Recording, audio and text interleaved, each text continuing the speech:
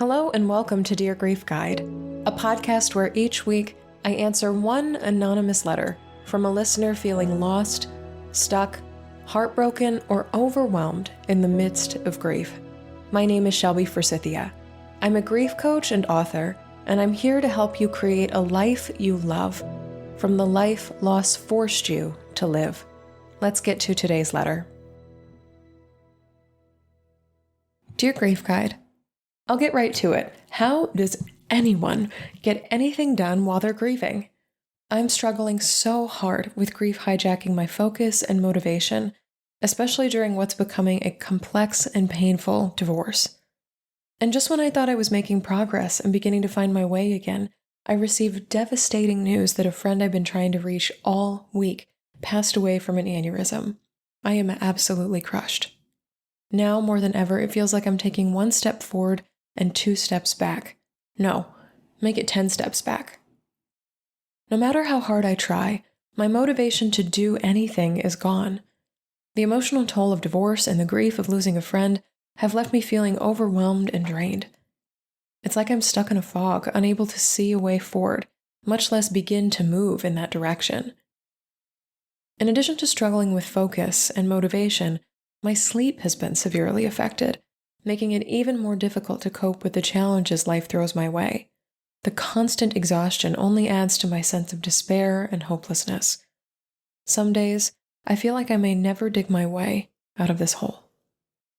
I'm desperate for any advice or guidance on how to improve my focus, regain motivation, and get better sleep amidst the turmoil of divorce and grief. Any thoughts or suggestions you have would be greatly appreciated. Sincerely, Going Nowhere Fast. Okay, Going Nowhere Fast. This is a hard one, not because the content of your question is hard. How do I get better sleep? How do I regain focus and motivation after a loss? That's a question I'm going to answer. This is a hard one because what's happening in your world is largely, seemingly out of your control. I'm not sure about the circumstances of your divorce, but definitely the death of your friend. Someone that you love, and so suddenly too. I was trying to reach them all week and then they died? That is so shocking and jarring to everything. Your nervous system, your body, your mind, your heart, your spirit, your emotional state, any progress you could be making at work. I imagine it's a lot like, I often tell the story with my mother's death, but like a record player that lives in your head of they died, they died, they died, they died, they died. And no matter what you try and focus on or what you try and watch on TV or what you try and buy at the grocery store, the record's always playing. It may not be in the foreground of your brain or your heart. It may be in the background, but it's always there. And it's like life and fate and loss dropped the needle on that record. And you do not have the power to lift that needle back up and stop the record from playing. It is on permanent repeat. I hope I'm okay making a record reference. Does everyone know what records are in this day and age? But yeah, it's like on endless loop. You do not have control. You do not have certainty. You do not have, as we talked about in the last episode, you live in a world where anything can happen at any time to anyone. And that's very scary. I can see why. It makes so much sense to me.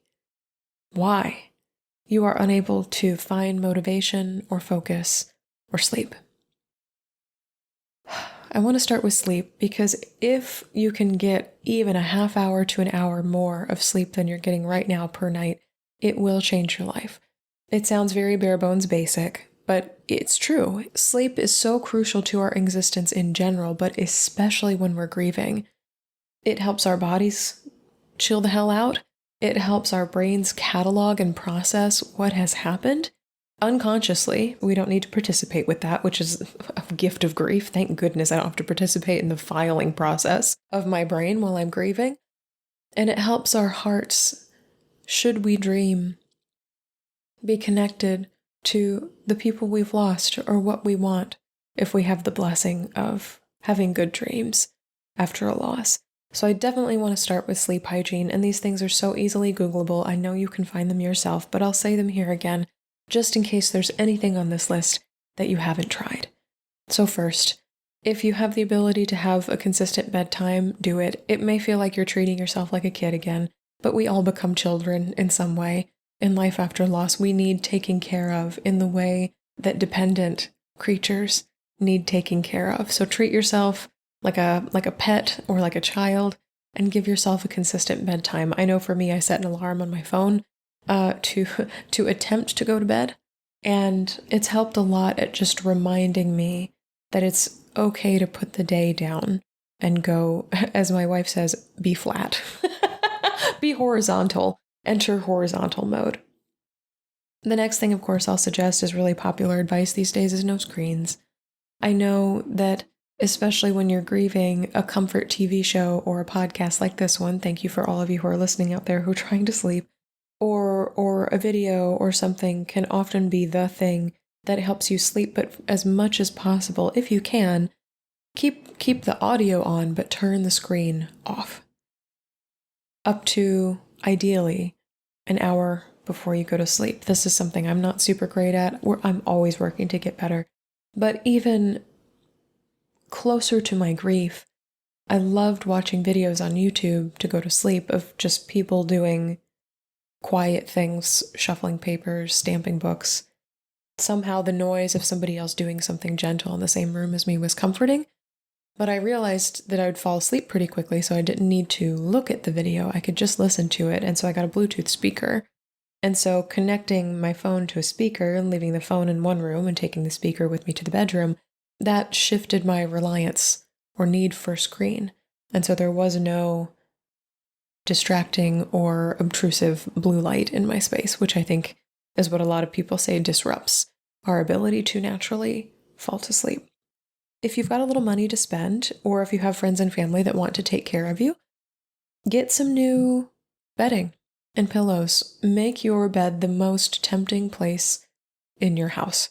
Make it just the place you want to be all the time, better than the couch, better than your desk, better than the kitchen, better than the dining room table, better than the bonus room, or whatever the layout of your house looks like. If you can make your bed the most tempting, most comfortable, most luxurious place to be, it makes going to sleep so much easier. So things like bedding and pillows, which I mentioned, perhaps a weighted blanket, perhaps blackout curtains, perhaps a humidifier if the room is too dry, perhaps a fan if the room is too hot. Sleep masks are great, earplugs are great. I gotta tell you, the best purchase I ever made in adulthood was an electric mattress pad. My parents had one growing up in the wintertime. It had his and hers controls on the side of the bed. They would turn on the electric mattress pad on either side of the bed and essentially preheat the bed before they got into it, like a massage table. And oh my God, my sister and I in the winter did not want to leave that bed and go upstairs to our own. And as soon as I became an adult and I had my own spending money, I was like, I am preheating the bed for the rest of my life. And it makes it feel so exciting to go get in the bed and lay down. And because I'm cold all the time, my feet are cold, my hands are cold, almost every part of me is cold all the time when I'm home, especially as the day winds down. And so knowing that I can have a hot shower and then go to a hot bed is so nice, is so calming and comforting to my whole nervous system. I'm not shocking myself with more cold at a time when all I want to do is be comfortable. So if you have the money to spend, or if you have those people who are pestering, how can I help? Anything I can do for you, blah, blah, blah. Something you might ask of the people around you is I don't need you to bring me a meal, but I've been really struggling with sleep lately. And I think these pillowcases would be a great thing for my sleep. I'd love to have a new place to rest my head, or I'm really trying to make sleep a priority. Could you pitch in for a sleep mask or a new comforter or something that would make the process of, could you help me hang blackout curtains in my bedroom?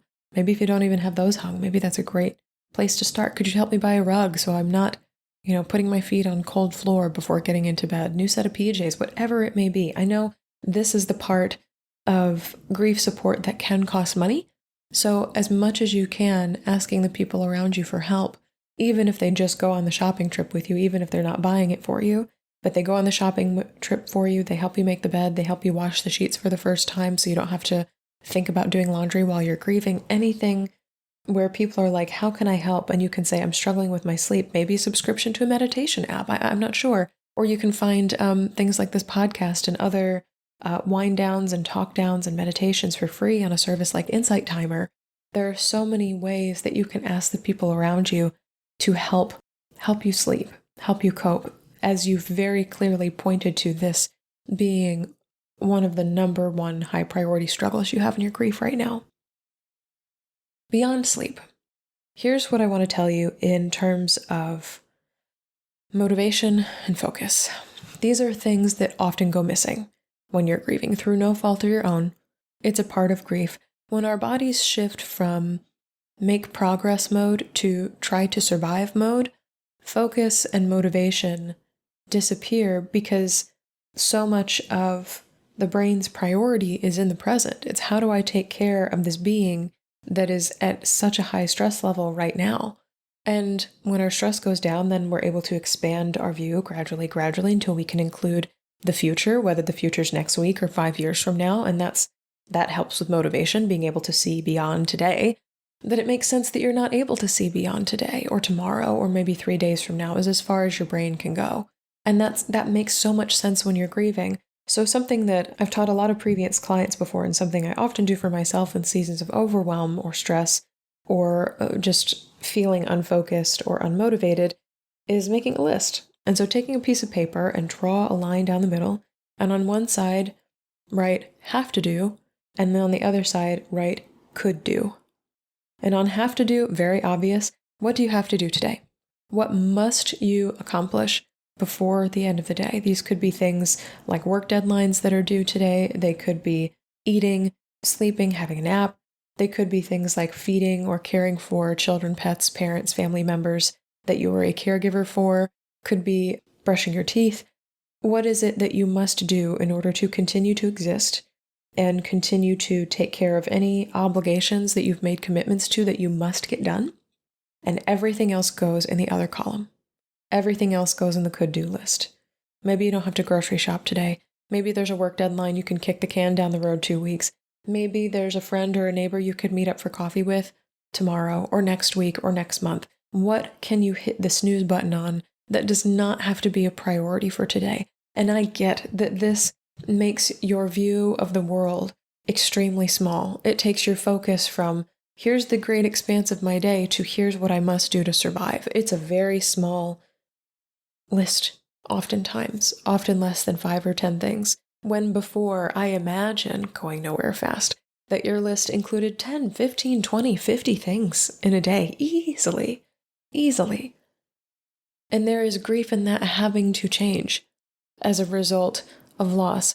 But giving yourself permission to only do the have-tos takes the pressure of expectation off of your shoulders, of needing to get it all done, and allows you to feel more accomplished when you do get the entire have-to list done and have the energy some days to do things that you could do that are more optional.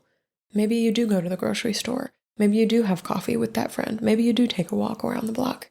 Not mandatory for your survival, but oh my goodness, starting to do things from the could-do list more consistently, that's a great indicator of you entering a place of less stress and less overwhelm and moving into a place where your focus and motivation are returning. I can't tell you how long that process takes of just doing the have-tos to doing the have-tos and the could-dos. It could be a few weeks, it could be a few months, it could be a few years, depending on how stressful your life continues to be. It sounds like you are in a great season of stress right now, but what I can tell you is you will not be relegated to the have-to-dos forever. That will not be a limitation that you carry for the rest of your life. There will come a day when you complete the have-tos and joyfully have the energy for the could-do list as well. The last thing I want to say is that I would like you to grieve motivation. In addition to all the things you're grieving right now, grieve motivation as a component of yourself, your identity, your life, however it most resonates to you.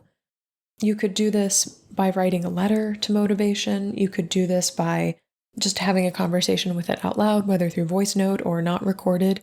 You could create a ritual for grieving and releasing motivation, maybe putting away or pausing things that contributed to your motivation, such as putting a weekly planner in a drawer for a little while. Maybe you don't need to plan everything out because there's not a whole lot to plan for right now. You're just surviving, and that's okay.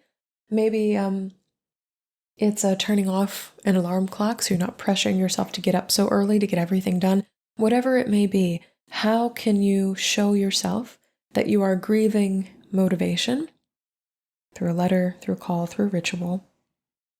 And then conversely, just as we've talked about in episode 11, you can also write a letter or create a ritual or have some sort of conversation with motivation of, I hope you will return. I hope I'll see you again soon. Or I know I'll see you again soon. I just don't know when. And to grieve motivation, to grieve what you used to have, what your life used to look like, the ways you used to think and focus and drive forward into the future, grieve that. Because it seems to me from the way you write, it is and was a crucial part of your identity. And in this letter, in this ritual, in this conversation you have with motivation, offer it hope that it will return. I hope to see you again. I hope you'll come back. I will always save a place for you. I look forward to the next time we run into each other. I can't wait for you to be a part of my life again. To just issue that sort of energy or that sort of invitation to motivation, even if it can't be there for you right now, is such a beautiful way to reminding yourself emotionally and psychologically that it's possible for something that you lose to come back, at least when it comes to your identity. Of course, we cannot resurrect your marriage. Of course, we cannot resurrect your friend. One of the hardest parts of grief is that death makes everything feel permanent, including the loss of who we are, our identity, something like motivation. But something that we often forget or can't see right away in grief is that sometimes the things we lose can come back to us, especially when it comes to identity. I've worked with so many grieving people who are mourning the loss of creativity, the loss of feeling safe in the world, the loss of joy, the loss of wonder. And because their deaths have been so permanent, the deaths of people they love in their life have been so permanent, there's this illusion that the deaths of who they are permanent as well, that they will never be creative again, that they will never feel joy again, that they will never know wonder. But what we can do as we grieve these elements of ourselves we can no longer be is also issue them an invitation to come back to us. Or just let them know that we are excited to see them again, that we hope they'll return, that we'll always leave the door open to them when they're ready to come back. And granted, they may come back looking different. They may come back in new clothes. Motivation will be wearing a new outfit because your motivation will now be informed by grief and stress and overwhelm of this most upheaval time of your life. But I do have faith that for you going nowhere fast, it will return. In the meantime, though, create as many ways to get rest as you possibly can, because every ounce of sleep you get will contribute to that return of focus, that return of hope. Make that have-to-do, could-do list. That is so incredibly helpful and grounding when you're grieving. It's like, what do I got to do to get through this day? What can I put off to tomorrow, but could be optional for today, should I have the energy? And grieve motivation. Grieve it and also invite it to return. And then just be on the lookout for it, for all the ways it might reappear in your life again. I know it will, and I know your love of focus and motivation and having that be so true to you will call it back to you. Thank you so much for writing into me today.